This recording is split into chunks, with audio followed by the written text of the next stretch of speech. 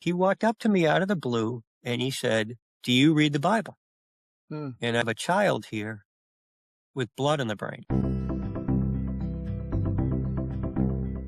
Welcome to the Wordsmith Forge Christian Fiction Podcast. I'm Mike Baines, your host. Today's guest didn't set out to be a writer.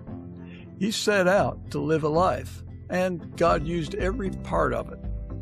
From the business world to family struggles that would test any man, to a moment in a hospital cafeteria that he still can't explain.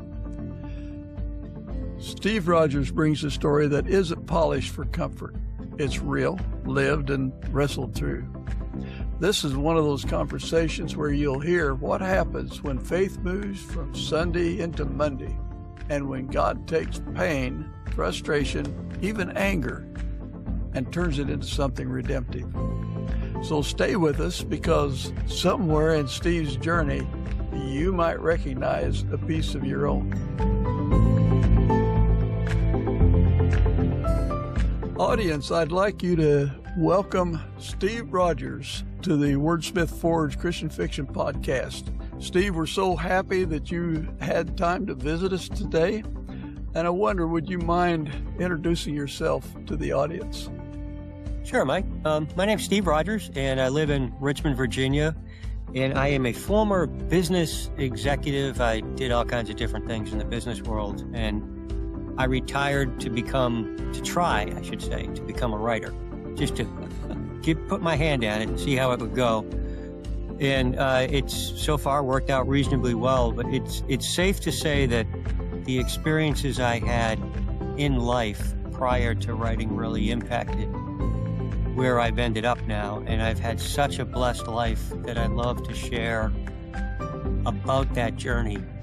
And I love to share about the times that weren't good, I guess is the way to put it from an earthly sense, and what I learned from those and how my journey has moved forward over the years.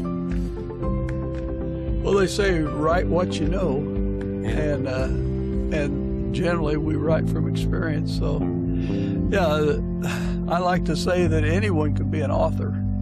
You just string some words together, get you a front cover and a back cover, and independently publish it. It's on Amazon, and you're an author. I agree 100% with that. but it takes experience and probably a desire to produce a quality product to become a writer. So I think you're in good company with the other male Christian fiction authors I've had on this podcast.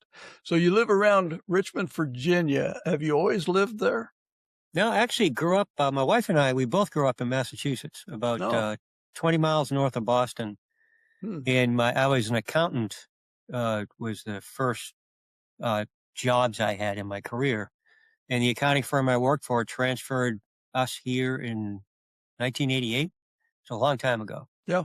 And we literally thought we would be here for 2 years. We thought that they would either move us or we'd go back home. And so now it is, almost 40 years or 50 years later, and we're still here. And our kids are here, our grandson's here, so we're not going anywhere at this point. Right. Yeah. Well, man makes his plans, and God sets his feet. Yeah, plans are not a good thing with God. I think he chuckles. He has a sense of humor. He does. He says, "Oh, you think you're going to do that, huh? Yep. Good luck. It ain't going to happen."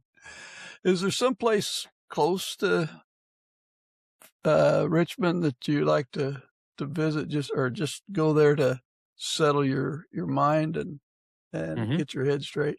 Besides Washington, D.C., that won't count. Yeah, well, actually, the place that I go to when I want to decompress or think or just relax is Richmond has a botanical garden called Lewis Ginter Botanical Garden, and it's a fantastic place. And I like going there and just walking around the gardens. I like taking my grandson there and walking around with him. And it's a break for me. And the other thing for me is an immediate brain dump for me is if I go fishing anywhere. So I don't do as much as I want to, but I tend to get out and fish, and that is a complete escape for me and a complete change channel for me. I can understand that. Uh, Yeah. Questions that I always ask that help us kind of look into just who this author is. The first one is, what are three of your favorite songs? Oh, wow. This is going to date me, right? They're all old man songs. Well, You know, they don't make good songs anymore, so you they kind of do have to well. go back to them. And Like, the other thing, it's your three favorite songs that you think of right now. Might be different tomorrow. that's very true. My, I guess that I love Pat Benatar from the '80s. So, "Hit Me With Yeah, Your Best Shot" is one of my yeah, favorite songs.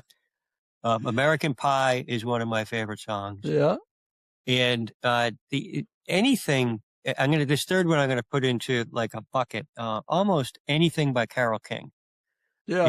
is something that I just really enjoy listening to. And I do listen to, some gospel faith-based music, but when I'm just looking to put on some music and go, it's something in those genres. Yeah, interesting. How about your movies? What are the three of your favorite movies? Oh boy. Well, The Godfather's my favorite movie, which says, I guess that's true for a lot of men, but Godfather's my favorite movie. Uh, there's a movie that was made in the '80s called Fried Green Tomatoes. Uh, Yeah. and I love that movie, and I love the Tom Hanks movie, That Thing You Do, uh, Mm, about the rock pop band that became popular in the '60s, and it was a one-hit wonder. I love those three movies. yeah. I always stop if I'm flipping and those are on. I always stop at one of those. Well, Steve, if you don't mind, would you share with us your walk with Christ? Sure. And if I go too long or whatever, feel free to cut me off, but I'll try to give you the Reader's Digest version. I grew up in a Catholic household, faith based. My father was actually in the seminary for a while, and then Mm, when he left, he met my mother, and had a family and all that. yeah. Uh, but I always have had a faith. That was never an issue with me. I always believed, uh, and I always was striving to understand it more, I guess. Understand my faith and understand God and understand Jesus and understand what I was supposed to be doing with my time more. And probably somewhere around the early 40s, I got involved with a ministry here in Richmond called Needle's Eye Ministries. And what it was a ministry specifically designed for business people. And it was how you bring Sunday into Monday through Friday in your professional life. You know Uh, how, uh, Steve, you yep. said in the early 40s. Oh, my early 40s. Oh, Yeah, I'm sorry. no, that was, I should have interpreted that way. So, Yeah, right before I went off to the war. No, I'm just kidding. yeah, I thought, boy, he looks good, you know. No, I'm sorry. In my early 40s, I Very got good. involved with Needle's Eye Ministries, Thank and you. that got me involved in Bible study groups and Bible reading and a few years of really just studying the Word. And at the same time around then, there was a lot going on in our personal life.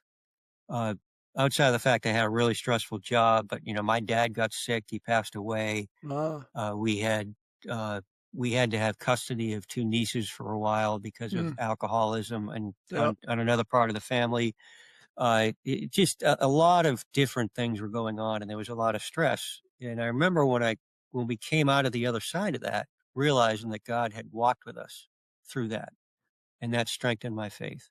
Yeah. And when my daughter, I'm going to give you this. This is the story that really accelerated it. Is when my daughter was a senior in high school, our oldest daughter, Hmm. she got dropped on her head on a field trip. There were two Oh, kids goofing off, and she got yeah. dropped on her head and seizures. And Oh, she was my. about 2 hours from here. They brought her back here in a helicopter, and she had that bleeding on the brain, Yeah. and she was in the intensive care unit.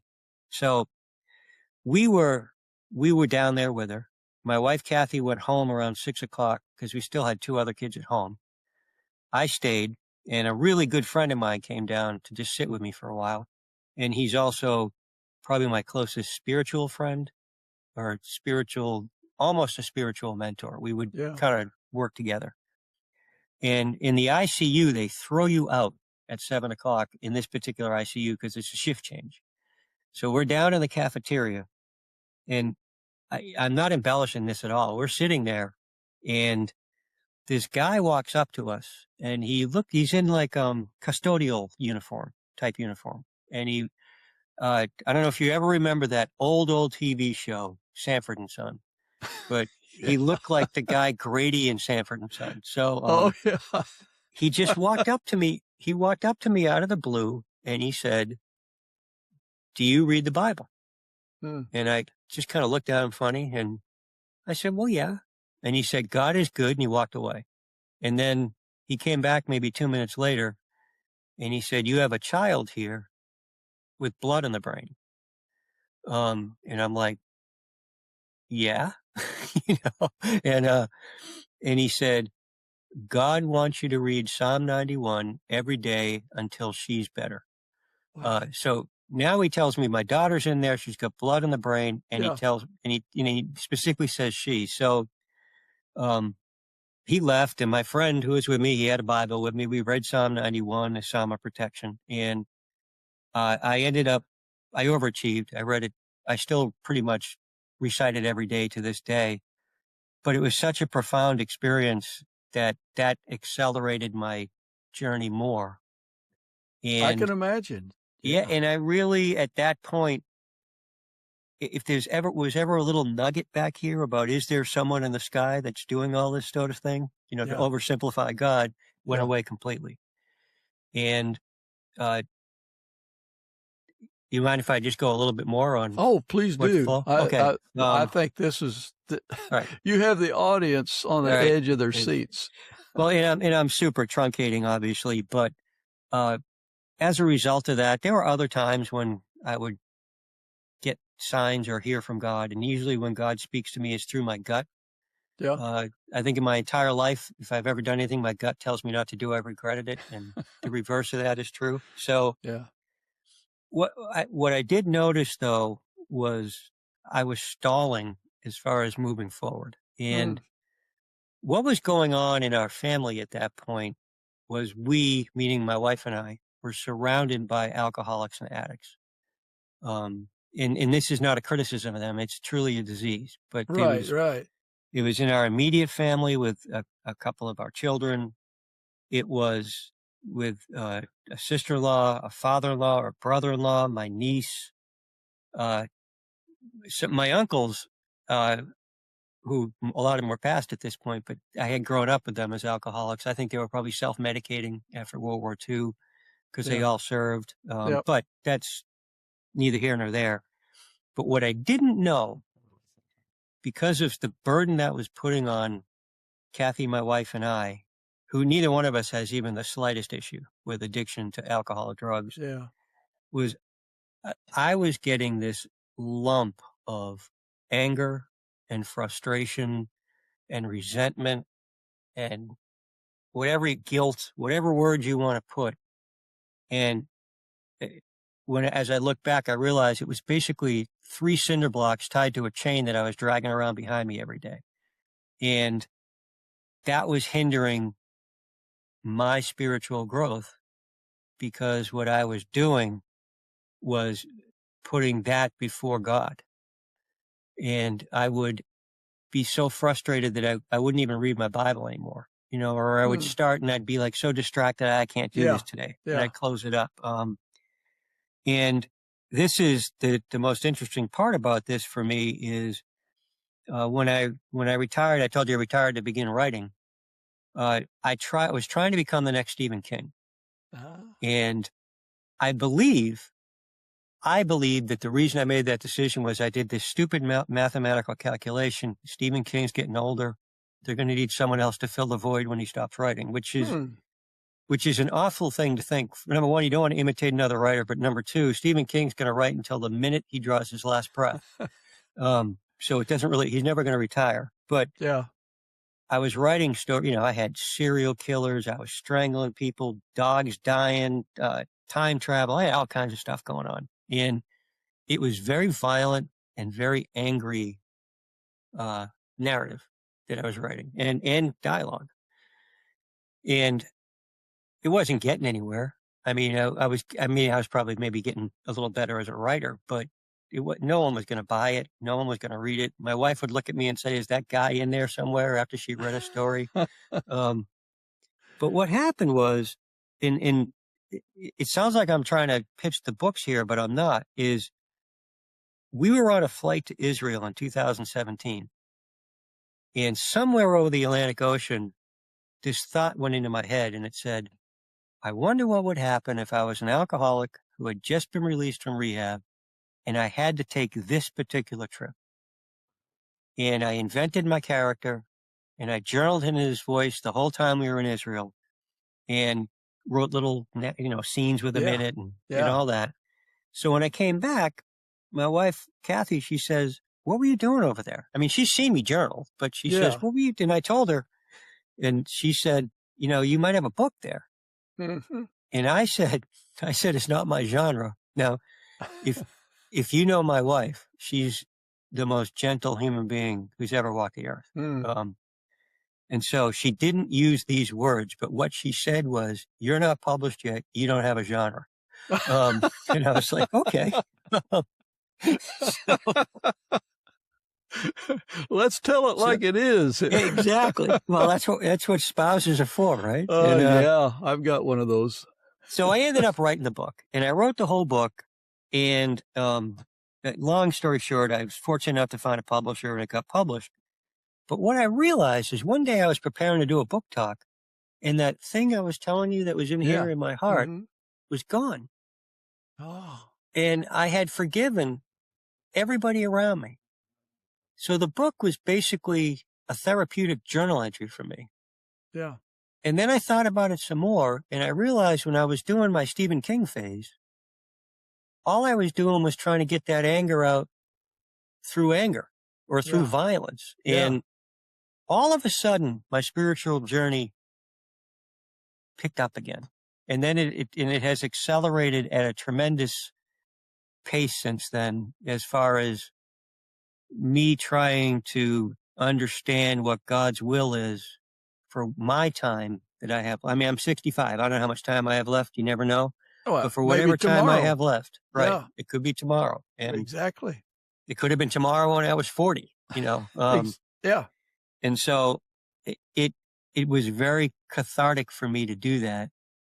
And part of my mission now is working with men, primarily, actually all men, because I think it's important that men work with men in the addiction recovery field, but who are affected by, not that they are alcoholics, but they are affected by alcoholics or addicts in their family. That's part of my mission now, is to explain my journey. And I've, in the last, I don't know, maybe year and a half, I've stripped away a lot of work that has nothing to do with that. And so I'm focused on writing, speaking, and working with people that are impacted by alcoholics and addicts. And it's been, and I'm so relaxed talking about it here with you. I'm pretty sure that if, I don't know, 4 years ago we had talked about this, my hands would be clenched and, I'd be going like that. But God has really been, and he taught me to forgive myself through this mess too. Because the other thing is, when you carry that, what I was carrying, that lump, I call it the lump, the big lump. When I was carrying the big lump, whether you mean to or not, the addicts and alcoholics around you know it's there. And one thing I have learned is, regardless of how deep their problem is, or their sickness or their illness, they feel worse about it than you do. Yeah. They just can't stop.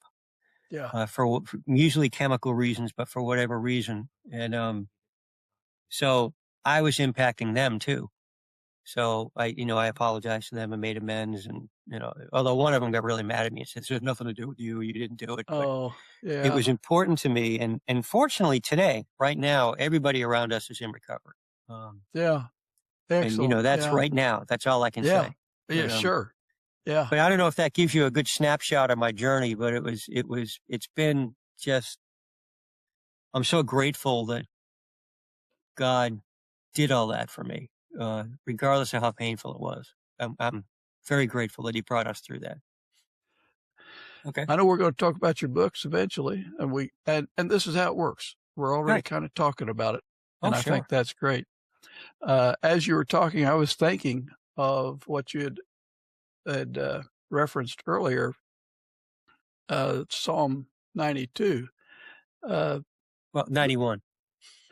Well, okay. Well, I read 90. I read 92. Did I typo was wrong. Oh, Sorry well, about that. maybe I was supposed to read Exactly. 92. Exactly. That's the way these things work. Where it says they will still bear fruit in their old age.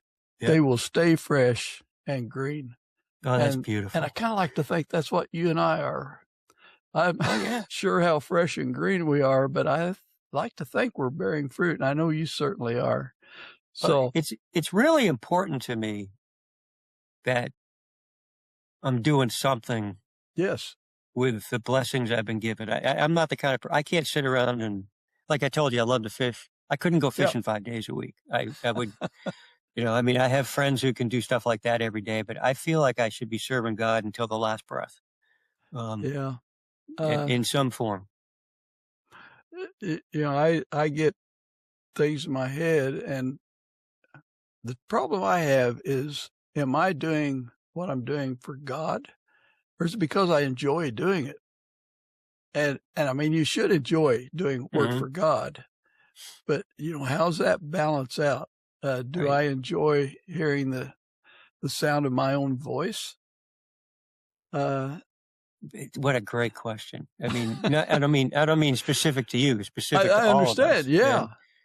And one of the things I have to do is make sure that I'm not doing something to be seen or to be recognized, but I'm doing it because that's where I should be taking those steps in this particular day. Right. In this moment, really. And it's that ego thing gets in the way of everything. And I really have to make sure I have to really look at my motivation when I decide to do something for that reason. Yeah, it's right in the middle is where you need to be, because if you go too far left, I'm doing it because I like talking to people. I like to think I'm helping. I feel good about what I'm saying to people. That's one side. The other side is, well, I'm not going to share with people because it might make me look better than I think I should. Right. And so somewhere you got to be in the middle to do what you feel good to do, what you think is glorifying God. Yep. And it should make you feel good to do that, but not too good. Somewhere in the middle. It's funny you're saying that, because my recent personal journaling has really focused on how unworthy I am of everything God has done. Yeah. And it's been almost, and this is embarrassing to say, but it's been almost a desperate plea for guidance. Yeah. That I'm doing what God would like me to be doing. And, I read some of the readings of some of the greats, like Billy Graham and Mother Teresa. And especially Mother Teresa was haunted that she wasn't doing enough. Yeah. And I'm thinking, if Mother Teresa's haunted, I got big problems, Exactly. Yeah. And that's kind of where, I don't know how to get past that except to pray about it and keep checking yourself and I like to tell myself it's okay. You are checking with God, and I'm sure you do the same thing. You pray, if I'm going too far one way or the other, please God, rein me in. Let it not be so. And I pray that, and I also realize, and maybe this is because of some of the things we went through, and everybody goes through stuff. I don't mean like we're unique there, right? But God just, He wastes nothing in your earthly walk. Yeah. And so if I get wrapped up in ego, there's a reason for it, and I have to use it to help someone else. Hiding my shortfalls. That thing I'm very positive God does not want me to be doing. Yeah. is hiding my weaknesses or my shortfalls or whatever word you want to use to describe things that I don't do well. I'm pretty sure I'm very sure about that. That's about it. Yeah. Yeah. Well, as you look back over your life, you can see how God brought you to where you are today. Yep. You didn't start out to be a Christian fiction author. But I have a theory that the big decisions we make in life is not what gets you to where you are. So those little small, inconsequential decisions that you make every day seemingly doesn't mean anything, but it leads you towards this set of big decisions and forever excludes you from this set of big decisions. So it's not the big decisions. It's those little ones. It's the quiet time. And small gestures from other people. Yeah. I remember way back in the 90s, I was sitting outside a hotel and they were bringing my car around. I was traveling on business and this cab driver walked up to me and she said, "Do you need a ride?" I said, "Well, they're bringing my car around." She said, "Okay." And she looked at me and in the most sincere way, she just said, "Have a blessed day." And at that point, I've got 3 kids under the age of 10 and, 30 years left on the mortgage and all that. And I felt this warmth. And here I am, however many years later, I'm talking to you about it. So that small gesture was amazing. Meant more than you realized at the time, but and she'll never know, right? She'll never know. Yeah. But it's going to carry hopefully through the next generation because maybe I can bring my faith to the next generation. And I think about Christian fiction authors, male Christian fiction authors. You're a very thin slice of the it's true. of the writing public, very slim, and you have to think that it's kind of like God was sorting people out and leading you in different ways, and the people that accept His guidance wind up doing things they never thought they would do. I didn't even know really that there was a robust Christian fiction market when my wife made that comment about, you're not published yet, you don't have a genre. And I didn't even know, but it's just where God has taken me. And one of the more interesting things to me was what you were saying. It's not all, as I call it, Hallmark romances, which have a real place in the market. And it doesn't mean that it's not real or gritty either. It just means that instead of writing out the F word, you might say, he said something a sailor would say, or he cursed under his breath. Yeah. And you may not describe intimacy in detail, but it does happen in these stories. Yeah. And it has to. Yeah. It's real life. Because it's real life. And some of the stuff I've read is pretty hard hitting. And and it has to be. It really does. The other thing about that is generally our readers have a vivid imagination that fits what the person said or does better than we could write it. Well, when I first started writing, I went through this whole process about how am I going to, before I fell into the Christian genre. Yeah. What about language? What about intimacy? What about violence? And I remember thinking about intimacy saying, okay, if they've never done anything like that, they don't need me telling them what it's like. No. And if they have done something like that, they're going to fill in the blank anyways. Yeah. So just fade to black. Yep. Have 2 people kiss or something and fade to black. Yep. And then I made a decision I was never going to write anything that I would be embarrassed to have my mother read. And if you knew my mother, that's probably a wider range than I would be willing to write anyways. But my mother's passed quite a while ago, but she's still in my head every day. And sure. In a good way. And but you have to go through that process as a new writer. Yeah. But when it's gratuitous, it's obvious. And when it's gratuitous, I feel like my time's being wasted as a reader. So I try to write without the gratuitous stuff. Many of our listeners are looking for books that reach boys, men, or entire families. I can figure it out, but tell me how you feel that your books connect with boys and men. Oh, sure. Yeah, I think, well, I know they connect with men because I've had men, I have male readers, I guess. I have male and female readers. Right. I think for a boy, it would have to be, someone with a little life under him, and maybe 14, 15 years old. Because or live in a household affected or live in a household yeah. where there's a lot of abuse or alcoholism, substance abuse or alcoholism.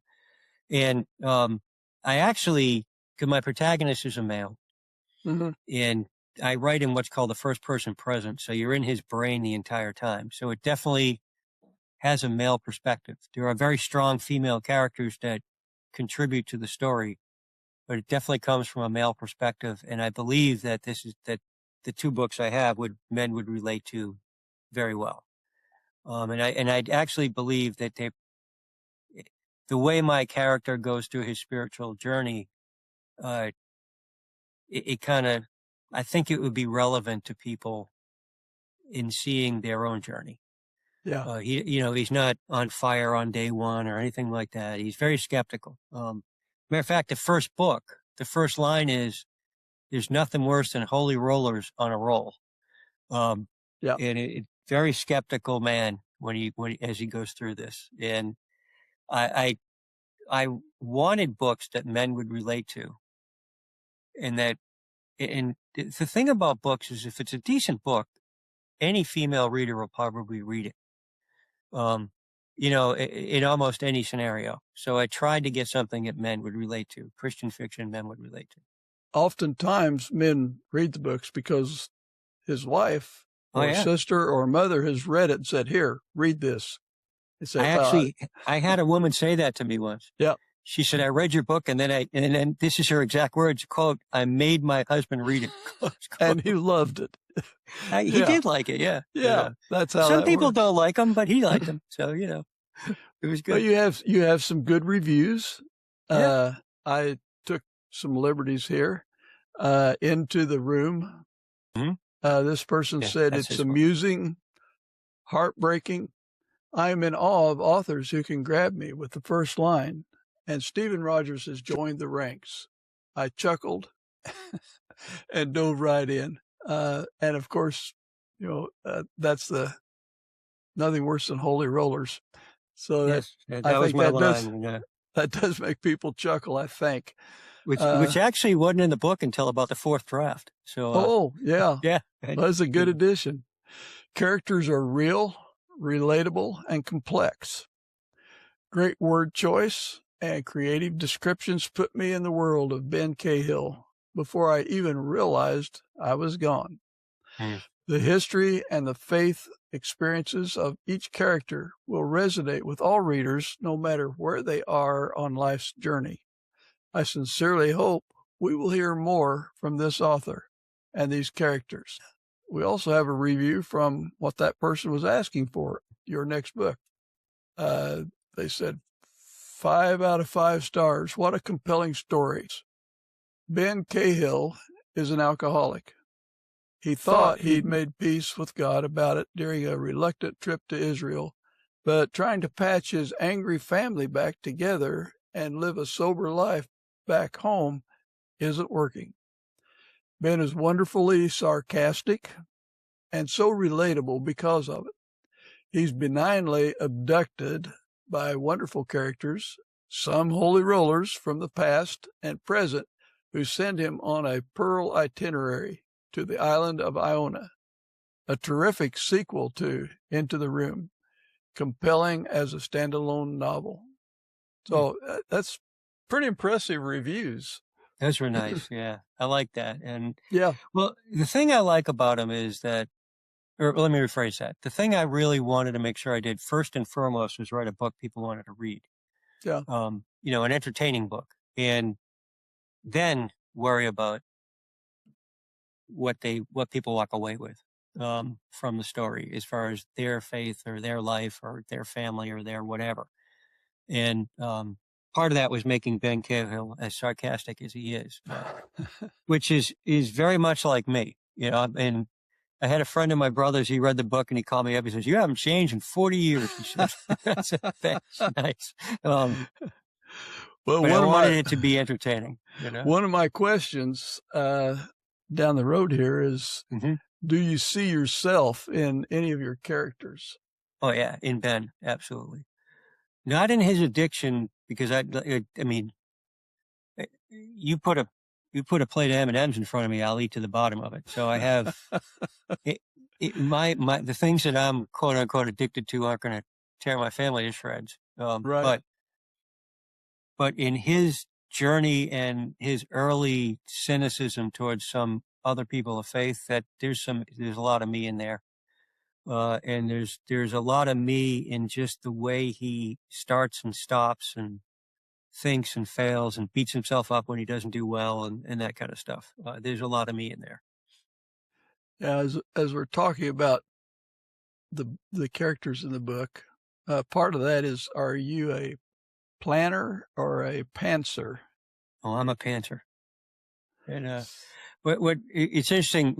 First thing I do, I mean, I sound like I've written a whole ton of novels, but counting the 2 that are published, the one I'm working now and one that's on a shelf back here that'll never see the light of day, is just practice. I spend most of the time before I put a word down on my characters, getting to know them, the main characters. I mean, others pop up as you go. And I always know the beginning and the end, but I have no idea really what's going to happen in between. And then I just start writing.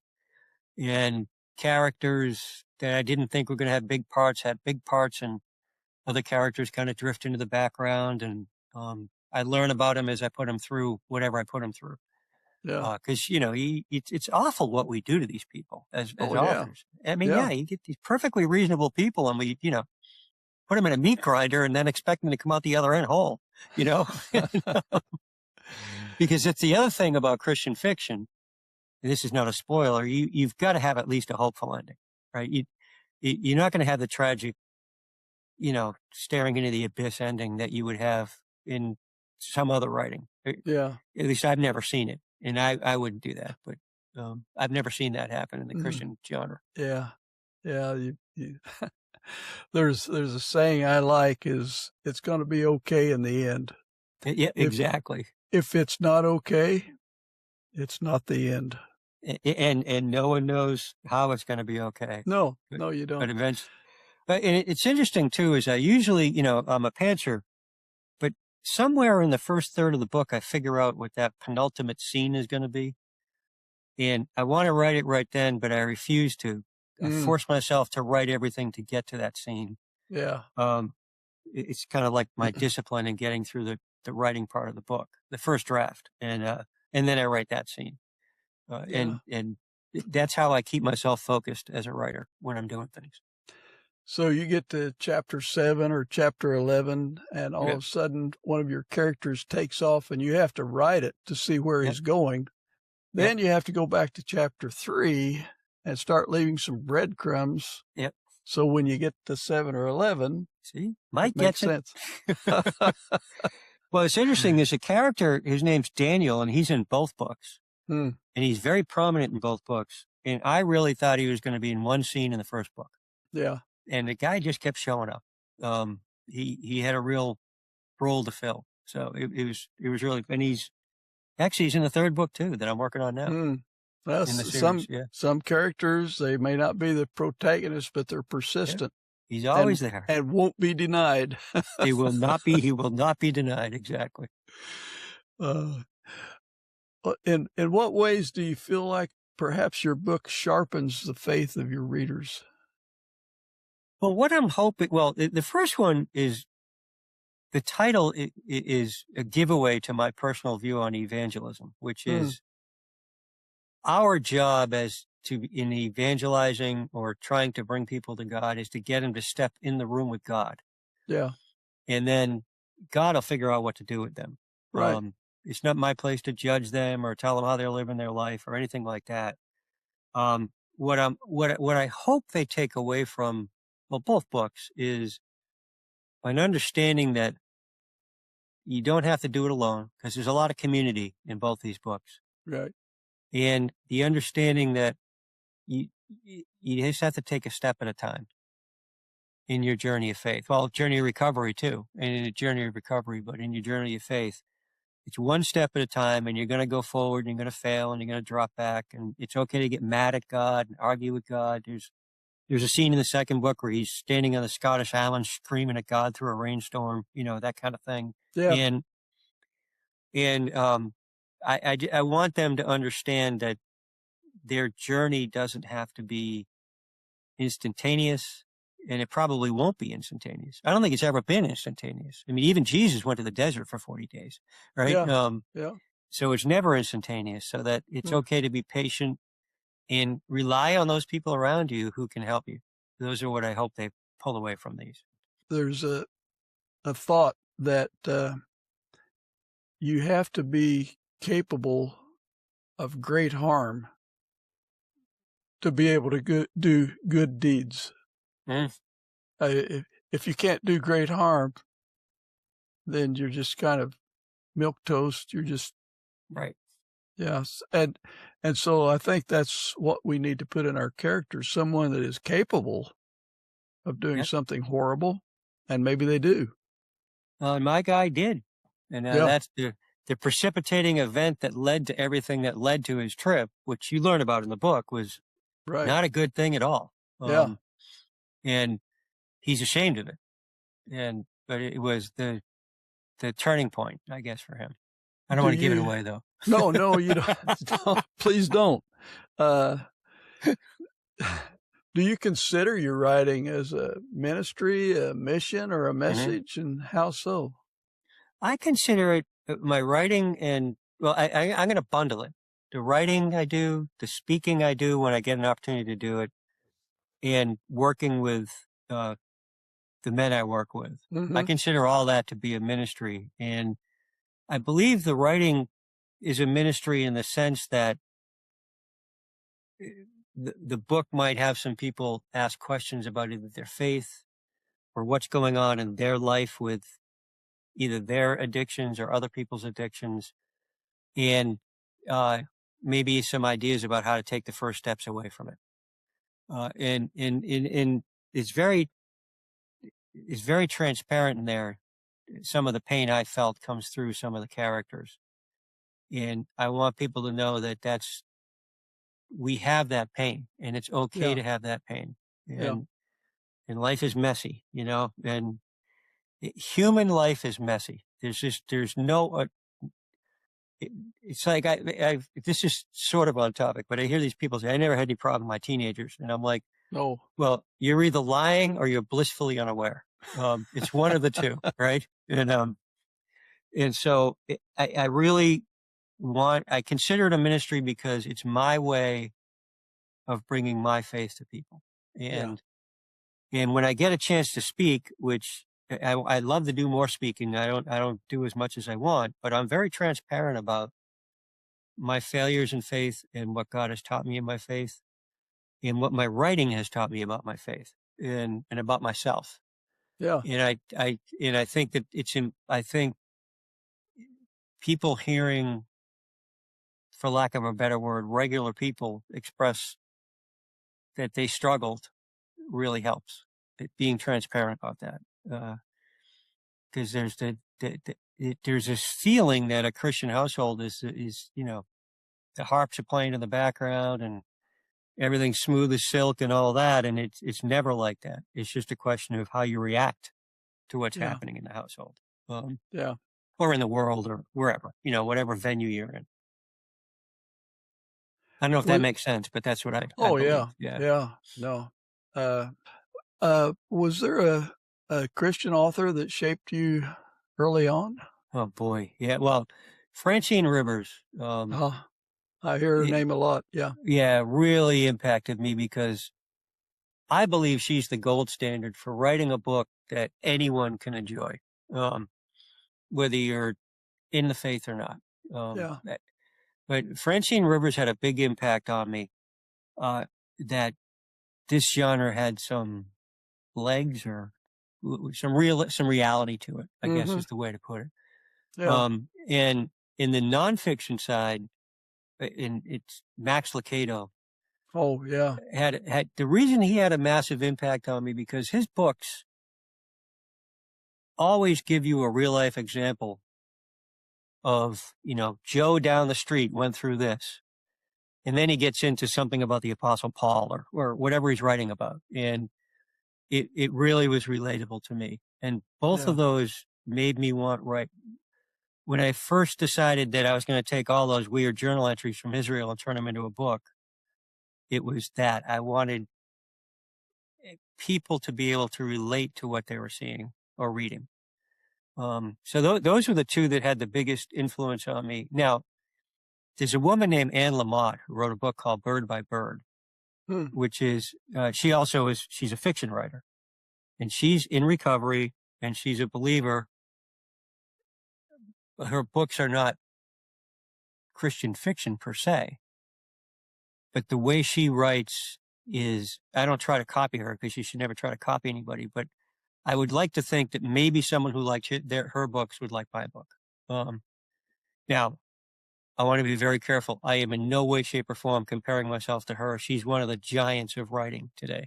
But that's the kind of writing that I try to strive for. So she had a big influence on me too. Well, and one of the things that I've discovered, I guess, is that I could be making a significant impact on somebody, like that woman who said, "Have a blessed day," without knowing it. And my job might be simply to bring someone else along. And when I default to John the Baptist, who really, with an ego, could have made himself almost the Messiah figure. Yeah.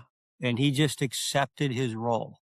Yeah. And it's really important to me that as much as possible, I'm accepting whatever role I have, in God's kingdom. Yeah. Sometimes that's hard to figure out and accept. It's brutal. Yeah. Especially for an American male, because we're just wired. We are so wired to strive and to reach and to be recognized, Can you think of one sentence, perhaps, if someone was to say, "Steve, why should I read your book?" One sentence. Boy, I prepped for this too, and I didn't think you were going to throw that one at me. I think the one sentence, "Why should you read my book?" would be to discover one man's journey to God and how it potentially could relate to you. Yeah. I would say that as the one sentence. Well, and this is an aspirational sentence. I think you'll enjoy the story. Sure. That actually should be the first thing I say. I think you'll enjoy the story and see one man's journey to repentance and his way with the Lord. I really, and the nicest compliment I ever got was on the second book, A Year in the Room, where, and I've known this guy forever, but he told me he thought he was a better person because he read the book. Oh, and wow. I was like, and as far as I was concerned, that was all I needed to hear. Right? Yeah, exactly. I'm done, and let's go work on the next one. Yeah. But I try to make it relate. I tried to make them relatable and realistic. And it's interesting. I got a review from a person here. Most of my reviews are by Christian readers, but I got one here from, it was a secular magazine in town. I just called them up one day and they said, "Send me a book." And I said, "Okay." And, he did struggle with the supporting characters in the first book because he said he thought they were unrealistic. Yeah. And I tried to explain to him, well, they're at the end of their journey. If I wrote a book I could write a book about each one of them where they go through just as much pain as my guy Ben went through. And then they ended up where they were. And now their job is to help Ben. But they've been, you've had people live in crazy college lifestyles, other alcoholics, I had one guy hacking into, before he converted or was saved for hacking into CEOs' accounts to get business information so that they could do a deal, And I just made him. I'd never done that. I want to be very clear. I had a business agreement. I never did that, but I made that up. And so hopefully they can relate to the failings these people had in the past. Because everyone has them. Everybody. Well, let me rephrase that. Everyone I've ever known has them. And so I try to make it relatable. Yeah, I think we've all, I don't know any that hasn't. No. None of my family has been perfect. I can point out all of their flaws. And you can fix them too, You can fix them. Yeah, if they'd only listen to me. Don't forget that. You can fix them. That's right. If they just listen. Oh, God. One 5-minute meeting, you'd have everybody on track. I'd probably also be ousted from the family, too. It's true. Take my name off the family tree. Is there a way you like to engage with your readers? Oh, yeah. Well, I love when people get a hold of me for whatever reason. And if they go to my website, which is Steven, STEVEN Rogers, ROGERS.com. You can contact me through the website. But I love it when people reach out and want to talk about the books or some of them, I've had one or two just want to talk to me about my experience witnessing or living with addiction and alcoholism. Yeah. And I love doing that. But I also love to, talk to book clubs or, community groups, whoever, and I can do them by Zoom. I can travel sometimes. Yeah. So, more than happy if people want to engage with me that way. I'm one of the weird people that really enjoys public speaking. I don't know why, but I love it. And, so I love getting in front of people and talking, and I can be as faith-based or secular as they want talking about these books because they're just about humanity. They're not. And, but, getting in touch with me and just, I love having phone calls, coffee, talking to people one-on-one. If I'm like one time I was up north from Massachusetts, and my brother took me over to this woman who lives in a nursing home who read my books. And we chatted about them for a while, and it was just wonderful. And it's, I don't know if this is true for every author, but it's so stunningly humbling to me that someone wants to read something I wrote that I kind of want to understand why, and, cause I think most authors think their work isn't that good. And so, that we all think I walked upstairs last night after working on the third book in this series, and I said to him, "Why this book stinks? I'm just going to go get a job across the street at Cabela's." Yeah. And then I thought of something that night. I said, "That'll fix it." So I'm back on track. Yeah. But it's just, I just love to engage with people and talk about the books or writing. I love to talk to other writers about how I found a publisher, and because it was important to me to be traditionally published because I wanted someone else to think the books were good enough. Mm-hmm. So how did I go through that process? And, and how did that happen? I love talking about that too. It's hard to find someone interested enough that will actually work for you and get your book published and get it sold.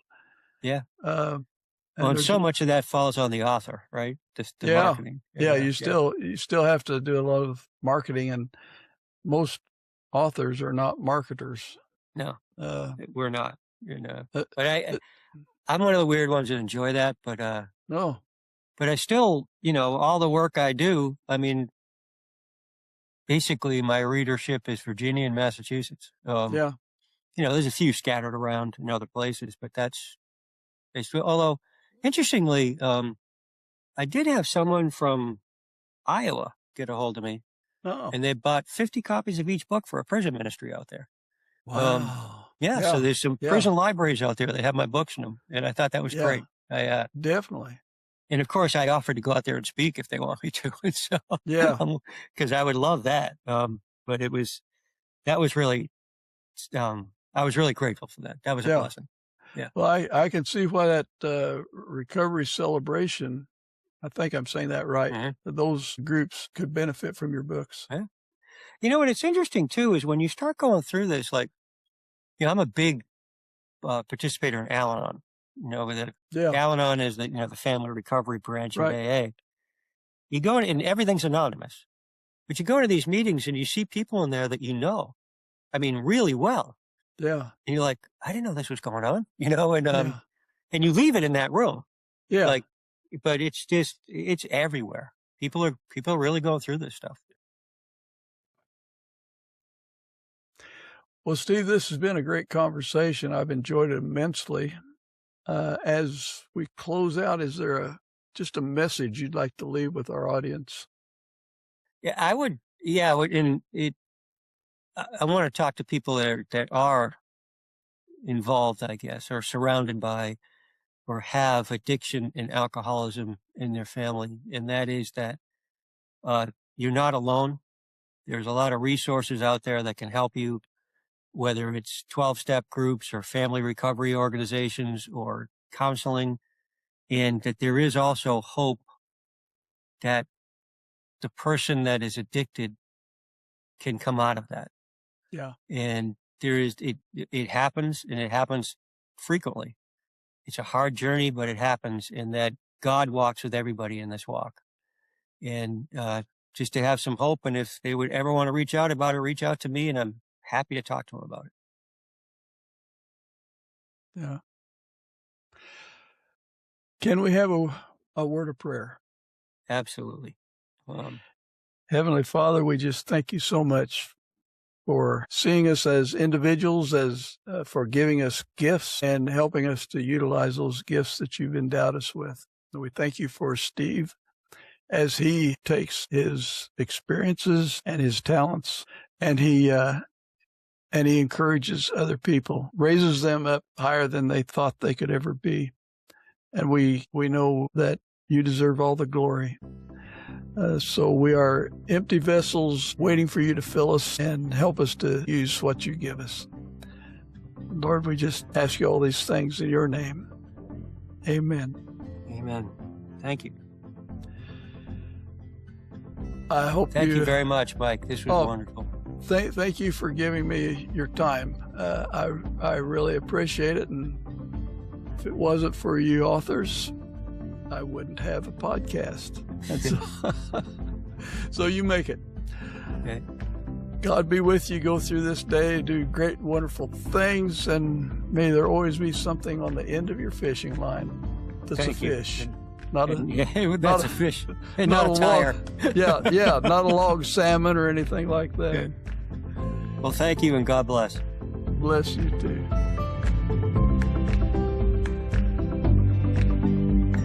What a powerful conversation with Steve Rogers. There's something that stands out in his story. God doesn't waste anything. Not the frustration, not the anger, not even the years that feel like they went sideways. He uses all of it. Steve's journey from carrying that lump of resentment to forgiveness to purpose is a reminder that sometimes the very thing weighing us down is the thing God will use to set someone else free. And maybe that's the question we all walk away with today. What is God trying to do with what I've been carrying? If this episode gave you something to think about, go ahead and like, subscribe, and share it with someone who might need to hear it. And we'd really like to hear from you. Drop a comment. I read them and share them with Steve. Then we both do our best to respond. Thanks for spending this time with us. And a reminder, Christian fiction and conversations like this aren't about escaping life. They're about walking through it with grit and grace and truth. This is Mike Baines, out.